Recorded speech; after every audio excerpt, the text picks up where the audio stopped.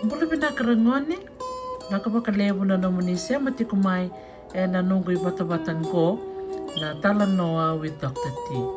Pabili binakabakalevo ikimuni naman ni siya matikumay nangaw na ni Sireki.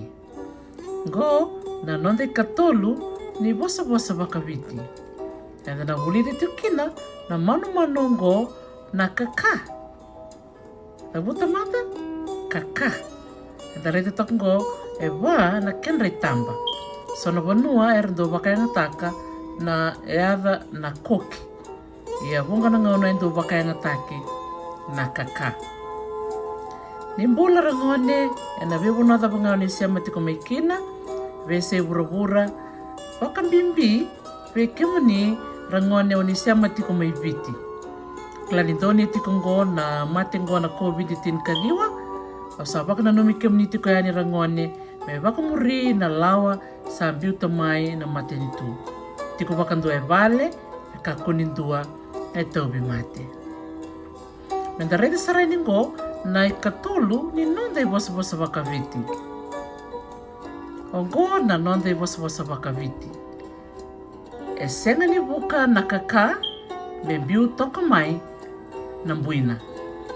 Esenga ni buka nakaka membiu toka ng buina. Kanibalimbali rangone, ninasenga ni rao ni ngole na turanga, nando na songo bimbi, kasenga ni ngole bate kikwaya, nando na mate ni banua. Enta kilabi na karangone na ngona makawa, o iri na nonta turanga, na bunua rangole kina, nando na songo bimbi, endo ngole tiko na nonra mate ni banua. Baleta na nonra mate ni banua, na ngusunra na turanga, na bosa, na bukundra na turanga. Ia na kanda na bulida na siga ni kua na ngona enda doni tikongo endo da buti na bosa-bosa bakaviti ngo na bimbi ni kena ngandrebe endo na kame kautiko me baka yang ataki na na songo se endo na ilako-lako. Toro manta ke bakando sa talanoa mai ke sono mdu itoka ni mundo le siwa. Dona kambimbi me na kautiko na mbava, kautiko na lawa, se na wanisiwa, merani katoa na nomu lako-lako. Kongonea, baka imbalimbali tikitiko ena bosa-bosa bakavitingo. Senga ni buka na kaka, membiu toka na mbuina.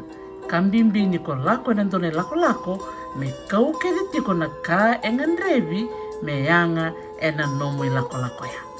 Onitaka ni onitalitaka na nonda bosa-bosa bakaviti ena siga ni kua, enda nagabuta tale, senga ni buka na kaka, membiu toka na mbuina. Nakabakalewa rangone na bakaronga tiko mai, ena nangai soto tale, ena nonda betala noa, ena nonda bosa-bosa bakaviti katarawa, au ni takarangone niyo na sema mai, ena nongu YouTube channel. Au saloloma yani, bekem ni rangone, katalingaki na beita kay na ni mother manda.